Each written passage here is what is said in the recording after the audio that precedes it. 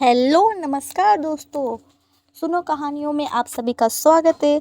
आज हम पढ़ेंगे लक्ष्मी का स्वागत।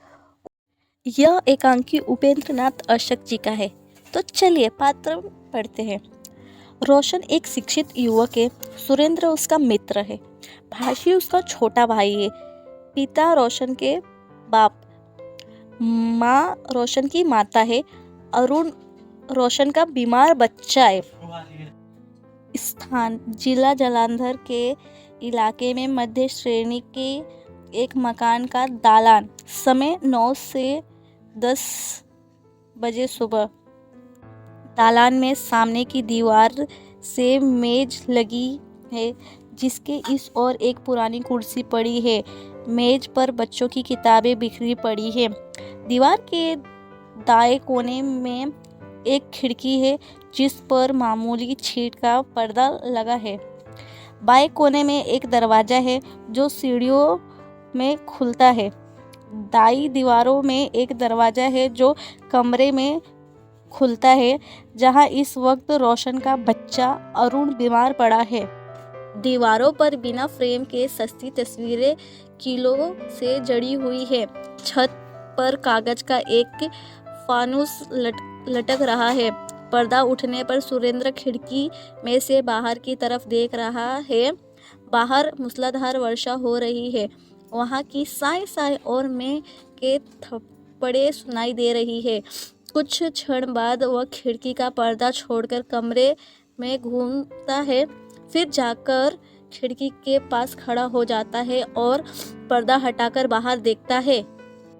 दाईं ओर से कमरे में रोशन लाल दाखिल होता है। रोशन, दरवाजे को धीरे से बंद कर। डॉक्टर अभी तक नहीं आए? सुरेंद्र, नहीं। रोशन, वर्षा हो रही है। सुरेंद्र, मूसलाधार। इंद्र का क्रोध अभी तक शांत नहीं हुआ है। रोशन, शायद ओले भी पड़ रहे हैं। सुरेंद्र, हाँ, ओले भी पड़ रहे हैं। रोशन, भाशी पहुंच गया होगा? सुरेंद्र, हाँ, पहुंच ही गया होगा। यह वर्षा और ओले बाजारों में घुटने तक से कम पानी ना होंगे? रोशन, लेकिन अब तक तो उन्हें आ जाना चाहिए था। स्वयं बढ़कर खिड़की के पर्दे को हटाकर देखता है, फिर पर्दा छोड़कर वापस आ जाता है। अरुण की तबीयत गिर रही है। सुरेंद्र, चुप। रोशन, उसकी सांसें जैसे हर घड़ी रुकती जा रही है। उसका गला जैसे बंद होता जा रहा है। उसकी आंखें खुली है पर वह कुछ कह नहीं सकता। बेहोश सा, असहाय सा, चुपचाप बिटर बिटर ताक रहा है। आंखें लाल और शरीर गर्म है। सुरेंद्र, जब वह सांस लेता है तो उससे बड़ा ही कष्ट होता है। मेरा कलेजा मुंह को आ रहा है। क्या होने को है सुरेंद्र? सुरेंद्र, हौसला करो, अभी डॉक्टर आ जाएंगे। देखो, दरवाजे पर किसी ने दस्तक दी। दोनों कुछ क्षण तक सुनते हैं हवा का साय साय। रोशन, नहीं, कोई नहीं, हवा है। सुरेंद्र, सुनकर यह देखो, फिर भी किसी ने दस्तक दी। रोशन बढ़कर खिड़की से देखता है, फिर वापस आ जाता है। रोशन, सामने के मकान का दरवाजा खटखटाया जा रहा है। रोशन बेचैनी से कमरे में घूमता है। सुरेंद्र कुर्सी से पीठ लगाए छत में हिलते हुए फानुस को देखता रहता है। सुरेंद्र, यह मामूली बुखार नहीं है। यह गले की तकलीफ साधारण नहीं है। मेरा तो दिल डर रहा है, कहीं अपनी माँ की तरह अरुण भी तो धोखा ना दे जाएगा। गला भर आता है। तुमने उसे नहीं देखा? सांसें लेने में उसे कितना कष्ट हो रहा है। हवा की साय साय और मैं के थप्पड़े। रोशन, यह वर्षा, आंधी, ये मेरे मन में होड़ पैदा कर रही है। कुछ अनिष्ट होने को है। प्राकृतिक का यह भयानक खेल, यह मौत की आवाजें। बिजली जोर से कड़क उठती है। दरवाजा जरा सा खुलता है। माँ झांकती है। माँ, रोशी, दरवाजा खोलो, आओ देखो, शायद डॉक्टर आए हैं। दरवाजा बंद करके चली जाती है। रोशन, सुरेंद्र, सुरेंद्र तेजी से आता है। रोशन बेचैनी से कमरे में घूमता है। सुरेंद्र के साथ डॉक्टर और भाशी प्रवेश करते हैं। भाशी के साथ इंजेक्शन का सामान है। डॉक्टर, क्या हाल है बच्चे का? बरसाती उतारकर खूंटी पर लटकाता है और रुमाल से मुंह पोंछता है। रोशन, आपको भाशी ने बताया होगा, मेरा तो हौसला टूट रहा है। कल सुबह उसे कुछ जोर और सांस में तकलीफ हो गई। आज तो वह बेहोश सा पड़ा है, जैसे अंतिम सांसों को जाने से रखने का प्रयास कर रहा हो। डॉक्टर, चलो चलकर देखते हैं। सब बीमार कमरे में चले जाते हैं। बाहर दरवाजे के खटखटाने की आवाज आती है। माँ तेजी से प्रवेश करती है। माँ, भाशी भाशी। बीमार के कमरे से भाशी आता है। माँ, देखो भाशी, बाहर कौन दरवाजा खटखटा रहा है। आंखों में चमक आ जाती है। मेरा तो ख्याल है कि वह लोग आए हैं। मैंने रसोई की खिड़की से देखा, टपकते हुए छाते लिए, बरसातिया पहने। भाशी, वही कौन? माँ, वही जो सरला के मरने पर अपनी लड़की के लिए कह रहे थे। बड़े भले आदमी हैं। सुनती हूँ सिलाई कोट में उनका बड़ा काम है। इतनी वर्षों में भी जोर जोर से कुंडी खटखटाने की निरंतर आवाज आती है। भाशी भागकर जाता है। माँ खिड़की में जा खड़ी होती है। बीमार के कमरे का दरवाजा खुलता है। सुरेंद्र तेजी से प्रवेश करता है। सुरेंद्र, भाशी कहाँ है? माँ, बाहर कोई आया है, कुंडी खोलने गया है। सुरेंद्र फिर तेजी से वापस चला आता है। माँ एक बार पर्दा उठाकर खिड़की से झांकती है, फिर खुशी खुशी कमरे में घूमती है। भाशी दाखिल होता है। माँ, कौन है? भाशी, शायद वही लोग नीचे बैठा आया हूँ पिताजी के पास। तुम चलो। माँ, क्यों? भाशी, उनके साथ एक स्त्री आई है। माँ जल्दी जल्दी चली जाती है। सुरेंद्र कमरे का दरवाजा जरा सा खोलकर देखता है और दरवाजा देता है। सुरेंद्र, भाशी भाशी, हाँ सुरेंद्र, इधर आओ। भाशी कमरे में चला जाता है। कुछ क्षण के लिए खामोशी, केवल बाहर में बरसने और हवा के थपेड़ों के किवाड़ों के खटखटाने का शोर, कमरे में फानुस के हिलने का सरसराहट। डॉक्टर सुरेंद्र, रोशन और भाशी बाहर आते हैं। रोशन, डॉक्टर साहब अब बताइए। डॉक्टर, अत्यधिक गंभीरता, बच्चे की हालत नाजुक है। रोशन, बहुत नाजुक है। डॉक्टर, हाँ। रोशन, कुछ नहीं हो सकता। डॉक्टर, परमात्मा के घर कुछ भी कमी नहीं है, लेकिन आपने बहुत देर कर दी है। खनक में तत्काल डॉक्टर को बुलाना चाहिए। रोशन, हमें मालूम नहीं हुआ डॉक्टर साहब, कल शाम को इसे बुखार हो आया। गले में भी इसने बहुत कष्ट महसूस किया। मैं डॉक्टर जीवाराम के पास गया, वही जो हमारे बाजार में है। उन्होंने गले में आयरन ग्लिसरीन पेट कर और फीवर मिक्सर बना दिया। बस 2 बार दवा दी, उसकी हालत पहले से भी खराब हो गई। शाम को यह कुछ बेहोश सा हो गया। मैं भागा भागा आपके पास आया, पर आप मिले नहीं। तब रात को भाशी को भेजा, फिर भी आप ना मिले। डॉक्टर जीवाराम आए थे, पर मैं उनकी दवा देने का हौसला ना कर सका, और फिर यह झड़ी लग गई है। जरा कांपता है। ओले, आंधी और तूफान, ऐसी प्रलयंकारी वर्षा कभी ना देखी थी। बाहर हवा की साय साय सुनाई देती है। डॉक्टर सिर नीचे किए खड़े हैं। रोशन उत्सुक नजरों से उनकी ओर ताक रहा है। सुरेंद्र मेज के एक कोने पर बैठा छत की ओर जोर जोर से हिलते फानुस को देख रहा है। डॉक्टर सिर उठाता है। मैंने इंजेक्शन दे दिया है। भाशी ने जो लक्षण बताए थे उन्हें सुनकर मैं बचाव के तौर पर इंजेक्शन का सामान और ट्यूब साथ ले आया था, और मेरा ख्याल ठीक निकला। भाशी को मेरे साथ भेज दो, मैं इस नुस्खा लिख देता हूँ। यह बाजार से दवाई बनवा लेगा। मेरी जगह तो दूर है। 15-15 मिनट के बाद हलक में दवा की 2-4 बूंदें टपकाते रहना और 1 घंटे में मुझे सूचित करना। यदि 1 घंटे तक यह ठीक रहा तो मैं एक इंजेक्शन और एक जाऊंगा। इंजेक्शन के सिवा डिप्थीरिया का दूसरा इलाज नहीं है। रोशन, डॉक्टर साहब, आवाज भर आती है। डॉक्टर, घबराने से काम ना चलेगा, सावधानी से उसकी ख्याल रखो। शायद रोशन, मैं अपनी तरफ से कोई कसर ना उठा रखूंगा। सुरेंद्र, तुम मेरे पास रहना। देखो, जाना नहीं।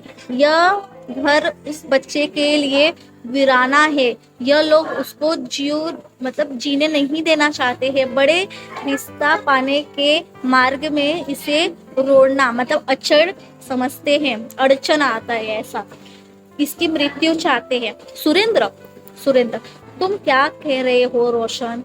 उन्हें क्या यह प्रिय नहीं है? मूल से ब्याज प्यारा होता है। डॉक्टर, क्या कह रहे हो रोशन लाल? रोशन, आप नहीं जानते डॉक्टर साहब, यहाँ सब लोग हृदयहीन हैं। आपको मालूम नहीं, इधर मैं अपनी पत्नी का दाहन कर्म क्रियाक्रम करके आया था। इधर ये लोग दूसरी जगह शादी के लिए शगुन लेने की सोच रहे थे।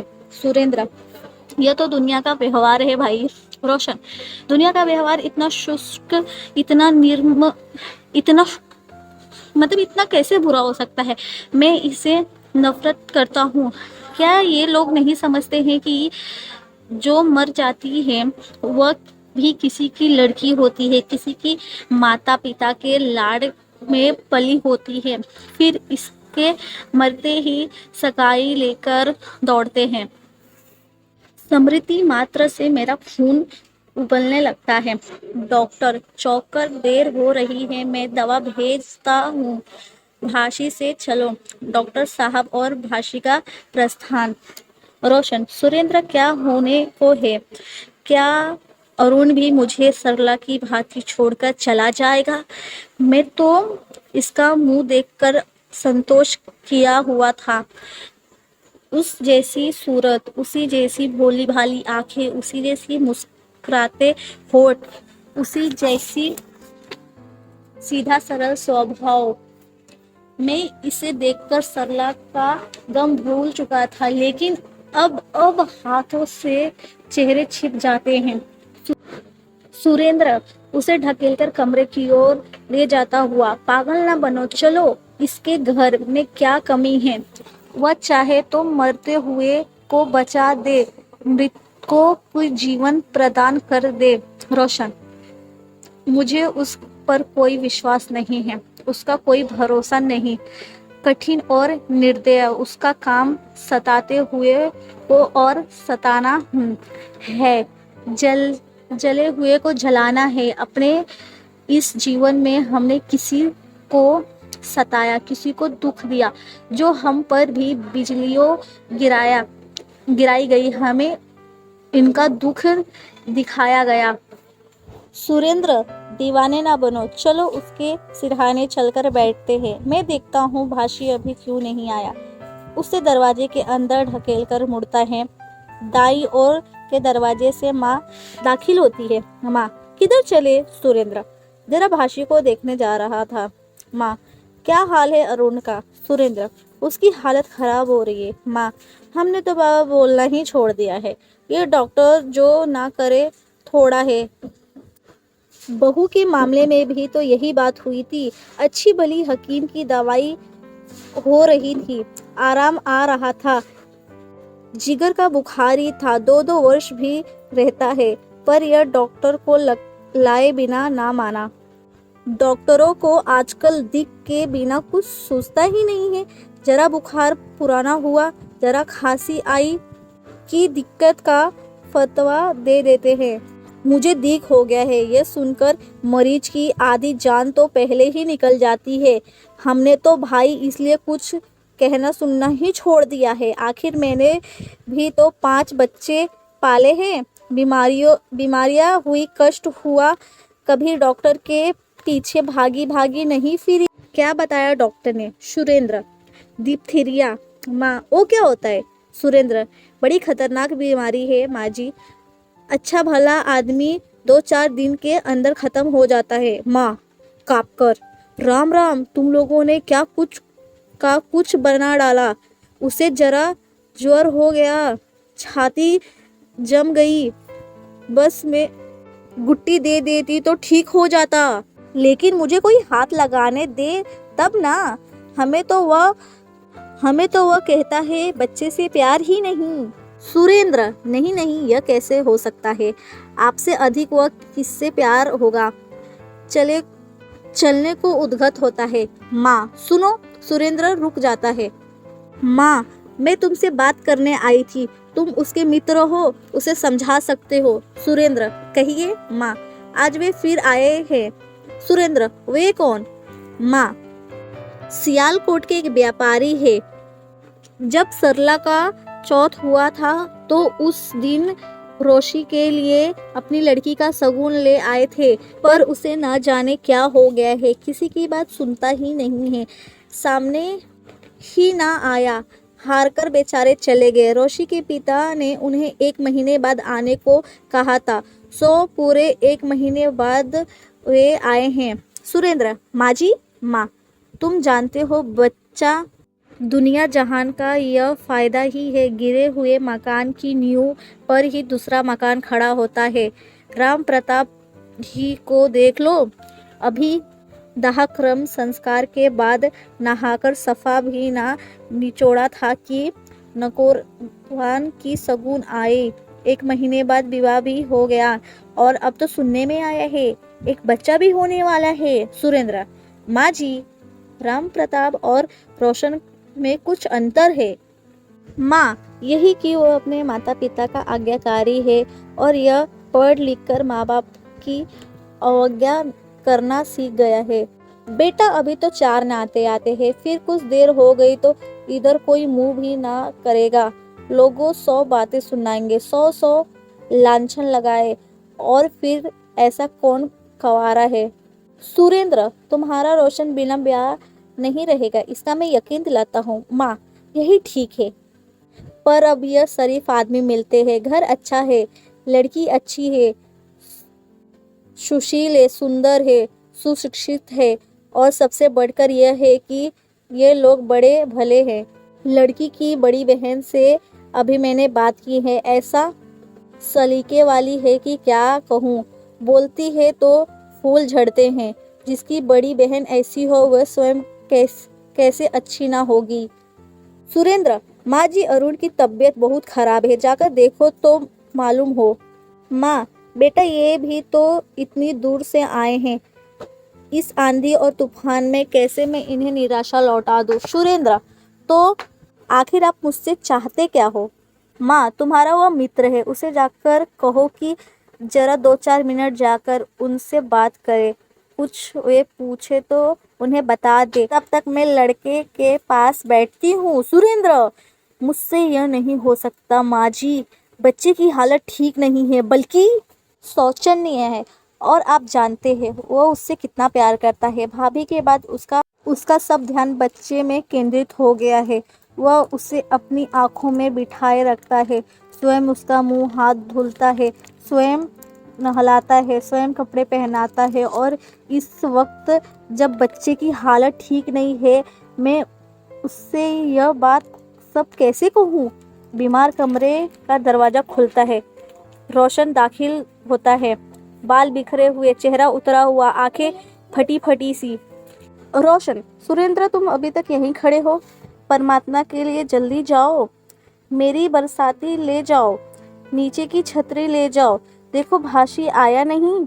अरुण तो जा रहा है, प्रतिक्षण जैसे डूब रहा है। सुरेंद्र एक बार खिड़की के बाहर देखता है और फिर तेजी से निकल जाता है। माँ रोशी के पास जाती है। माँ, क्या बात है, घबराए क्यों हो? रोशन, माँ, उसे डिप्थीरिया हो गया है। माँ, सुरेंद्र ने बताया, असंतोष से सिर हिलाकर। तुम लोगों ने मिलाकर। रोशन, क्या कह रही हो? तुम्हें अगर कुछ मालूम नहीं तो दूसरे को कुछ करने दो। माँ, चलो मैं चलकर देखती हूँ। बढ़ती है। रोशन रास्ता रोकता है। नहीं, तुम मत जाओ, उसे बेहद तकलीफ है। उसे सांस मुश्किल से आती है, उसका दम उखड़ रहा है। तुम कोई घूटी वूटी की बातें करोगी। तुम यही रहो, मैं उसे बचाने की अंतिम कोशिश करूँगा। जाना चाहता हूँ। माँ सुनो। रोशन मुड़ता है। माँ असमंजस में है। रोशन कहो। माँ चुप। रोशन जल्दी कहो, मुझे जाना है। माँ वही फिर आए। रोशन वे कौन? माँ वही सिलाई कोट वाले। रोशन क्रोध से उसे कहो जिस तरह आए हैं वैसे ही चले जाए, जाना चाहता है। माँ रोशी। रोशन मैं नहीं जानता, मैं पागल हूँ या आप? क्या आप मेरी सूरत नहीं देखती? क्या आपको इस पर कुछ लिखा दिखाई नहीं देता? शादी शादी शादी। क्या शादी ही दुनिया में सब कुछ है? घर में बच्चा मर रहा है और तुम शादी की सूझ रही है। आखिर तुम लोगों को क्या हो गया है? वह अभी मृत्यु शोर पर पड़ी थी कि तुमने मेरी साली को लेकर शादी की बात चला दी। वह मर गई। मैं अभी रो भी ना पाया कि तुम सगुन लेने पर जोर देने लगी। क्या वह मेरी पत्नी ना थी? क्या वह कोई फालतू चीज थी? माँ शोर मत मचाओ। हम तुम्हारे फायदे की बात कर रहे हैं। राम प्रताप। रोशन चीखकर। तुम राम प्रताप को मुझसे मिलाती हो? अनपढ़ अशिक्षित गंवार। उसके दिल कहाँ है? महसूस करने का मद्दा कहाँ है? वह जानवर है। माँ तुम्हारे पिता ने भी तो पहली पत्नी की मृत्यु के दूसरे महीने ही विवाह कर लिया था। रोशन वे माँ जाओ, मैं क्या कहने लगा था। रोशन तेजी से मुड़कर कमरे में चले जाता है और दरवाजे बंद कर लेता है। हाथ में हुक्का लिए खड़खड़ाते खड़खड़ाते रोशन के पिता का प्रवेश। पिता क्या कहता है रोशन? माँ वो तो बात भी नहीं सुनता, जाने बच्चे की तबीयत बहुत खराब है। पिता खरखराकर। एक दिन में ही इतनी क्या खराब हो गई? मैं जानता हूँ, बस सब बहानेबाजी है। जोर से आवाज आता है। रोशी रोशी। खिड़कियों पर वायु के थप्पड़ों की आवाज। फिर आवाज आती है। रोशी रोशी। रोशन दरवाजा खोलकर झांकता है। रोशन दरवाजा खोलकर झांकता है। चेहरे पहले से भी उतरे हुए, आंखें रुआसी सी और निगाहें में करुणा। रोशन अत्यंत थके स्वर में धीरे बोले, आप शोर क्यों मचा रहे हैं? पिता इधर आओ। रोशन मेरे पास समय नहीं है। पिता चीख कर, समय नहीं है? रोशन धीरे बोलिए आप। पिता मैं कहता हूँ, वे इतने दूर से आए हैं, तुम देखना चाहते हैं, तुम जाकर उन्हें जरा 1-2 मिनट बात तो कर लो। रोशन मैं नहीं जा सकता। पिता नहीं जा सकता? रोशन नहीं जा सकता। पिता तो मैं शगुन ले रहा हूँ। इस वर्षा आंधी और तूफान में मैं उन्हें अपने घर से निराशा नहीं भेज सकता। घर आई लक्ष्मी को नहीं लौटा सकता। लड़की अच्छी है, सुंदर है, घर के कामकाज में चतुर है, 4-5 श्रेणी तक पढ़ती है, रामायण महाभारत बेखूबी पढ़ लेती है। रोने की तरह रोशन हंसता है। रोशन हाँ, आप लोग लक्ष्मी को ना लौटाए। खट से दरवाजा बंद कर लेता है। पिता रोशन की माँ से, इस 1 महीने में हमने कितनों को इनकार किया है, पर इनको कैसे इनकार करें? सियाल कोर्ट में बड़ी भारी इनकी फॉर्म है। मैंने महीने भर में अच्छी तरह पता लगाया, हजारों का तो इनका यहाँ लेन देन है। उन्हें कुछ बहू की बीमारी की ओर से आशंका थी। पूछते थे उनका देहांत किस रोग से हुआ है। सो भाई मैंने तो यही कह दिया, दिक विक कुछ नहीं था, जिगर की बीमारी थी। गर्व से लाख हो, रोशन जैसा कमाऊ लड़का मिल भी कैसे सकता है? बेकारों की फौज दरकाज हो तो चाहे जितनी भी मर्जी इकट्ठा कर लो। उस दिन लाला सुंदरलाल अपनी लड़की के लिए कह रहे थे, कॉलेज में पढ़ती है, पर मैंने तो इनकार कर दिया। माँ, अच्छा किया, मुझे तो याऊ भर उनकी गुलामी करनी पड़ती, बच्चों को पूछते होंगे। पिता, हाँ मैंने तो कह दिया बच्चे हैं, पर माँ की मृत्यु के बाद उनकी हालत ठीक नहीं रहती। माँ, तो आप हाँ कर देते। पिता, हाँ मैं तो शगुन ले लूंगा, चले जा रहे हैं। हुक्के की आवाज दूर होते होते गुम हो जाती है। माँ खुशी खुशी कमरे में घूमती है। कमरे में भाशी आता है और तेजी से निकल जाता है। माँ, भाशी, सुरेंद्र, मैं डॉक्टर के यहाँ जा रहा हूँ। भाशी तेजी से चला जाता है। बीमार के कमरे से सुरेंद्र निकलता है। सुरेंद्र, माँ जी। माँ, क्या बात है? भाशी, दाने लाओ और दिए का प्रबंध करो। माँ, क्यों? आंखें फाड़े उसकी ओर देखती रह जाती है। हवा की साय साय। सुरेंद्र, अरुण इस संसार से जा रहा है। फानुस टूटकर धरती पर गिर पड़ा। माँ भागकर दरवाजे पर जाती है। माँ, रोशी रोशी, दरवाजा अंदर से बंद है। माँ, रोशी रोशी, रोशन कमरे के अंदर से भर आए स्वर से। क्या बात है? माँ, दरवाजा। रोशन, तुम पहले लक्ष्मी का स्वागत कर लो। माँ, रोशी। माँ, रोशी। बाई ओर के दरवाजे से बाहर से खखारने की और हुक्के की आवाज। पिता, सीढ़ियों से ही। रोशन की माँ, बधाई हो। रोशन के पिता का प्रवेश। माँ उनकी ओर मुड़ती है। पिता, बधाई हो, मैंने शगुन ले लिया है। कमरे का दरवाजा खुलता है। मृत बालक का शव लिए रोशन का प्रवेश। रोशन, हाँ नाचो गाओ बाजे बजाओ। पिता के हाथ से हुक्का गिर जाता है और मुंह खुला रह जाता है। पिता, मेरा बच्चा बैठ जाता है। माँ, मेरा लाल रोने लगती है। सुरेंद्र, भाशी, जाकर दाने मतलब अर्थिया लाओ और दिए का प्रबंध करो। और यह एकांकी यहीं पे समाप्त होती है।